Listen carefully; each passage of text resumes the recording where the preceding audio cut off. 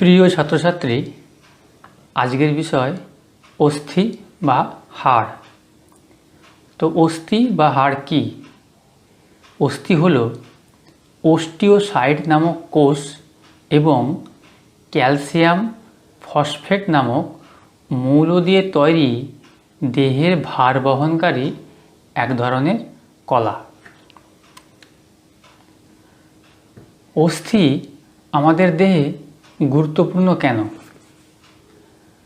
অস্থি দেহের নির্দিষ্ট কাঠামো গঠন করে ও দেহকে নির্দিষ্ট আকৃতি প্রদান করে। ফুসফুস, হৃৎপিণ্ড, মস্তিষ্ক প্রভৃতি গুরুত্বপূর্ণ অঙ্গগুলিকে রক্ষা করে। কঙ্কাল পেশির সাহায্যে অস্থি চলন ও গমনে সাহায্য করে। মানুষের মতো সমস্ত প্রাণীদের দেহ কঙ্কালযুক্ত নয়, কেবলমাত্র মেরুদণ্ডী প্রাণীদের দেহই কঙ্কালযুক্ত হয়। অমেরুদণ্ডী প্রাণীরা কঙ্কালবিহীন হয়। কিছু প্রাণী রয়েছে যাদের দেহে হাড় বা অস্থি নেই, যেমন মশা, শামুক, হাইড্রা, কেঁচো প্রভৃতি। উপর হাত এটি একটি হাড় নিয়ে গঠিত। হাড়টি কেমন? লম্বা, মোটা, নলের মতো ও ধারগুলো মোটা। এর কাজ কি? ভার বহন করে ও বিভিন্ন কাজে সাহায্য করে।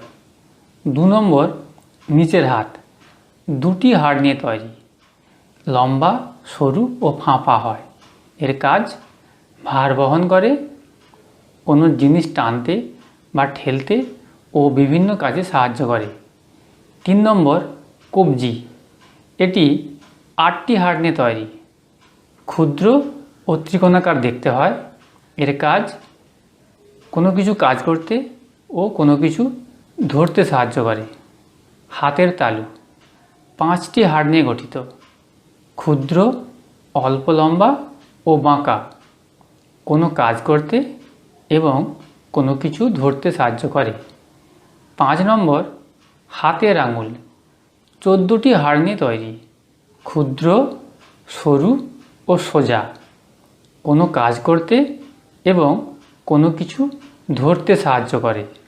অক্ষীয় কঙ্কাল, উপাঙ্গীয় কঙ্কাল মানবদেহের মাঝখান বরাবর যে হাড় বা অস্থিগুলো থাকে তাদের একত্রে অক্ষীয় কঙ্কাল বলে। অক্ষীয় কঙ্কালের অন্তর্গত অস্থিগুলো হল করোটি বা মাথার খুলি, বক্ষপিঞ্জর এবং মেরুদণ্ড। উপাঙ্গীয় কঙ্কাল কাকে বলে? মানবদেহে অক্ষীয় কঙ্কালের সঙ্গে গার্ডেল অস্থি ও বাহুর অস্থির সমন্বয়ে গঠিত যে কঙ্কাল যুক্ত থাকে তাদের একত্রে উপাঙ্গীয় কঙ্কাল বলে। এই উপাঙ্গীয় কঙ্কাল পেক্টোরিয়াল গার্ডেল, পেলভিক গার্ডেল, হাতের অস্থি ও পায়ের অস্থি নিয়ে তৈরি।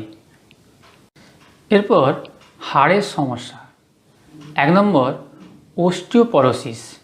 এতে কি হয়? অস্থি ছিদ্রযুক্ত হয় ও সহজেই ভেঙে যায়। এর প্রতিকার কি?